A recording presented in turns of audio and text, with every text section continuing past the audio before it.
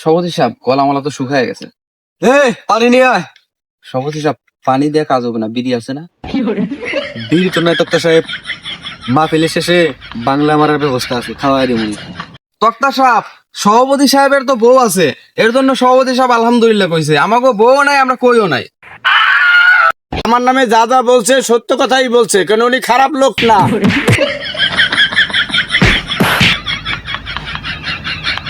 আসসালামু আলাইকুম। সম্মানিত উপস্থিত ধর্মবান মুসলমানগণ, এখনই আমাদের মাহফিলের কার্যক্রম শুরু হতে যাচ্ছে। তো আর কেউ মাহফিলের প্যান্ডেলে না বসে থেকে মেলায় গিয়ে ঘোরাঘুরি করুন। থুকু। মেলায় গিয়ে ঘোরাঘুরি না করে মাহফিলের প্যান্ডেলে এসে বসে পড়ুন। এ পর্যায়ে আপনাদের সামনে তাফসিরবেন আন্তর্জাতিক খ্যাতছাড়া বিশিষ্ট ইসলামী চিন্তায়কারী সুইজারল্যান্ড থেকে আগত ফরসব মাওলানা মেহেদী হাসান মিথ্যাবাদী হুজুরকে তার মিথ্যা বয়ান পেশ করার জন্য বিনীতভাবে অনুরোধ জানাচ্ছি। সভাপতি সাহেব, এতক্ষণ আপনি আমার নামে সুনাম করলেন না দুর্নাম করলেন, কিছুই তো বুঝলাম না। কিছু মনে করেন না তক্তা সাহেব, আমি হইলাম এই গ্রামের সব থেকে বড় সুদখোর। ঘুষ দিয়ে কোনো মতে সভাপতি হয়েছি, তাই এবার একটু একটু ভুল পড়ে দেখবেন পরবর্তীতে সব ঠিক হয়ে গেছে গা। আপনি আপনার কার্যক্রম শুরু করেন। নাহমাদুহু ওয়া নুসাল্লি আলা রাসূলিহিল কারীম, আম্মা বাদ। সমস্ত প্রশংসা সেই মহান সৃষ্টিকর্তার প্রতি, যিনি সিঙ্গেলদেরকে এই শীতের দিনে কম্বলের নিচ থেকে, কোলবালিশের পাশ থেকে উঠে আসার তৌফিক দান করেছেন এবং মিঙ্গেলদেরকে বইয়ের কোলের মধ্যে থেকে উঠে আসার তৌফিক দান করেছেন।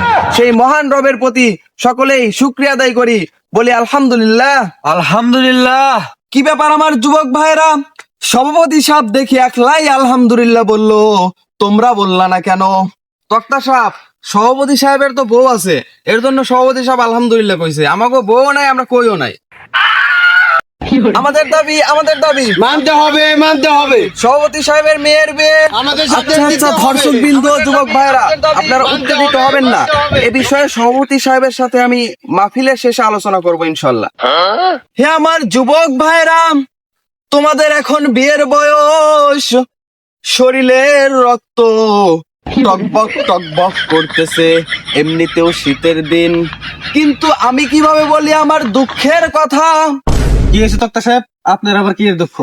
আর বলিয়েন না সভাপতি সাহেব, আমার শ্বশুর মশাই গত ভিডিওতে অসুস্থ ছিল, তাকে একটু দেখতে গেলাম, দেখি বাড়ির মধ্যে একটা খোঁটা গেড়ে থুয়ে দিয়েছে।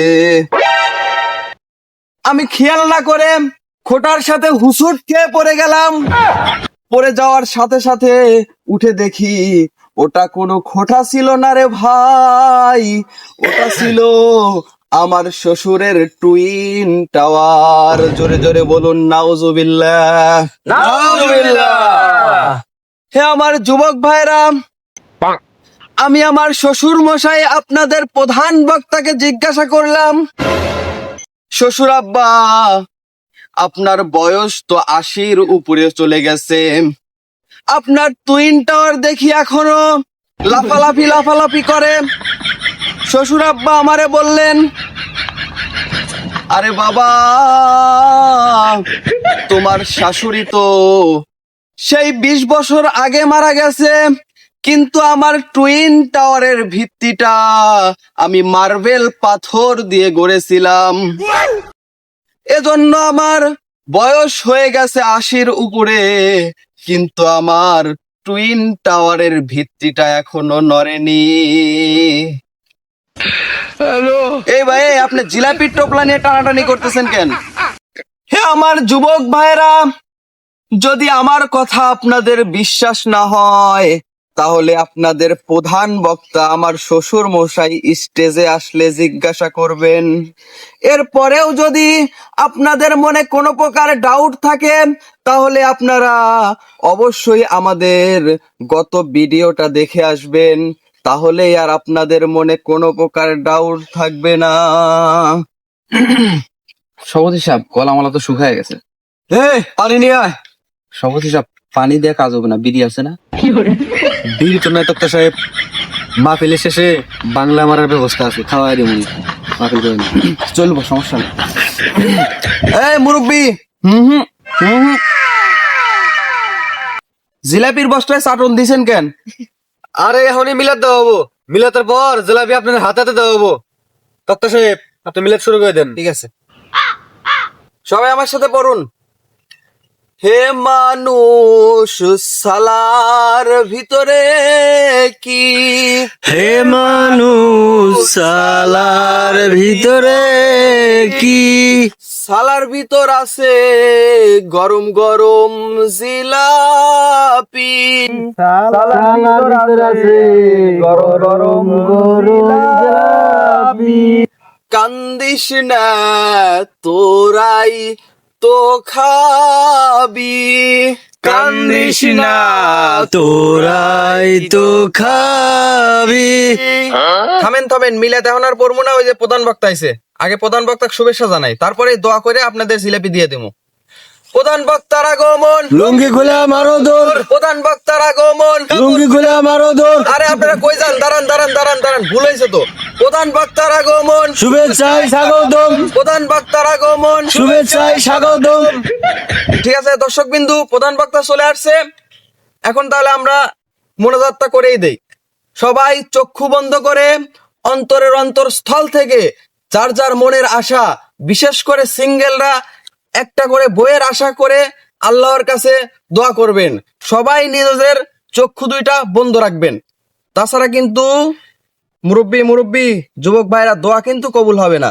সবাই চোখ বন্ধ করেন, ধরেন আল্লাহুম্মা আমিন। রব্বানা জালামনা, খাইলাম না শুইলাম না, আপনি ঘরেও দিলাম না, আপনারা জানি কিছু মনে কইরেন না। আল্লাহুম্মা আমিন।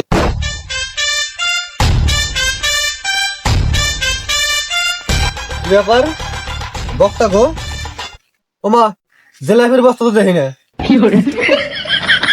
শান্ত হয়ে বসেন, আমাদের প্রধান বক্তা আসতেছে।